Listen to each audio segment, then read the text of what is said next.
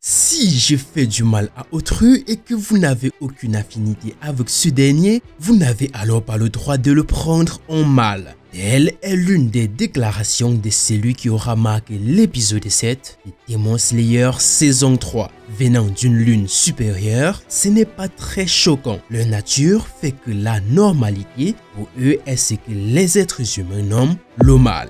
On ne peut donc regarder et essayer de jauger le niveau de sadisme que ce dernier aura atteint pendant ses 200 ans d'existence et plus. Jusque-là, tout va bien. Dès lors qu'il commence à sortir des contradictions, on se retrouve perdu dans les abysses philosophiques de ce sage clone. Il est venu punir les infâmes humains qui ne méritent même pas d'exister. Un homme ne devrait jamais s'en prendre à plus faible que soi. C'est la phrase la plus sensée sortie par un démon depuis le début de cette série, sauf qu'il y a un hic.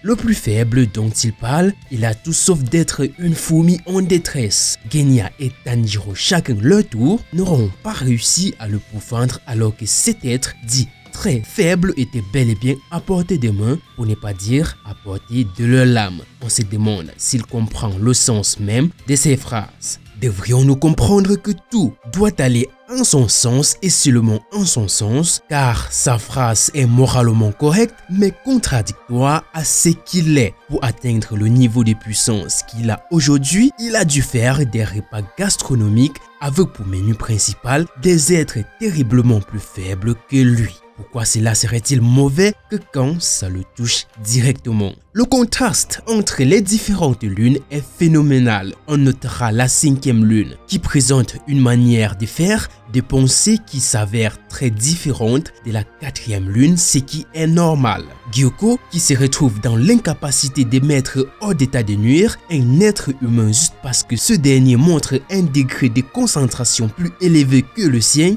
je peux vous assurer que ça, c'est pas normal du tout.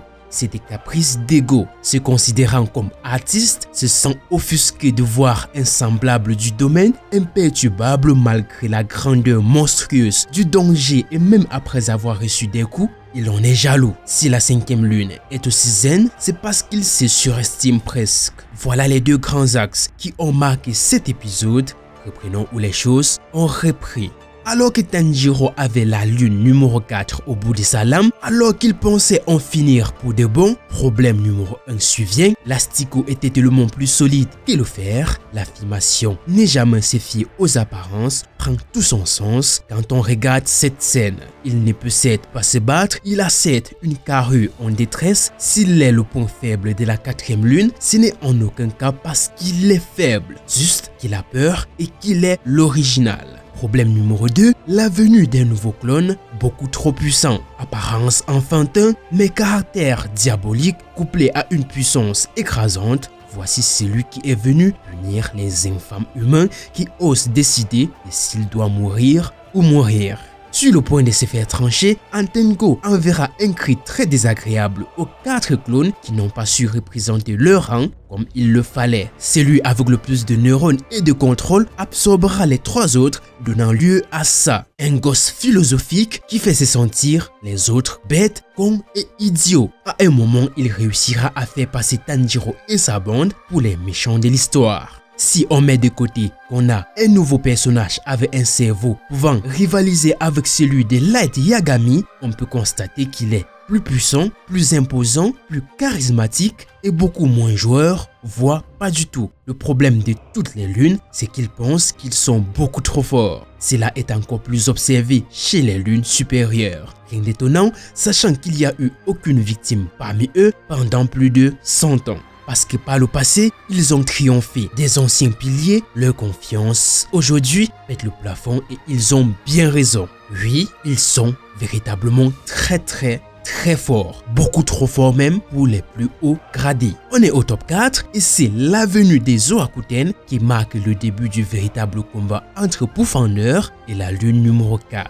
Et très clairement, ceux qui ont participé au combat jusqu'à présent, depuis le début, n'ont plus leur place dans l'arène, du moins pour le moment. Si Zoakoten peut être considéré comme la vraie lune numéro 4, ce n'est pas parce que s'il s'est fait tailler le cou, son est fini à tout jamais, mais parce qu'il a la vraie puissance qu'une telle lune devrait normalement avoir. Étant la fusion des clones représentant les sentiments primaires, il peut faire les mêmes attaques que ces derniers, mais en plus puissant. En plus des têtes des dragons de bois qui ont presque eu raison de Tanjiro et sa sœur à peine activées, on a donc affaire à une vraie menace qui de surcroît ne rigole plus. Ce relâchement qu'on a pu observer chez la 4e lune tout au long du début de ce combat est aussi présent chez la lune numéro 4. Il ne tue pas ses adversaires car il ne voit aucun réel danger. Même face à un pilier, il se comporte comme s'il y avait une fourmi devant lui. Il s'amuse encore et encore et a pour but le torturer. Il a d'ailleurs un grand projet pour ce dernier,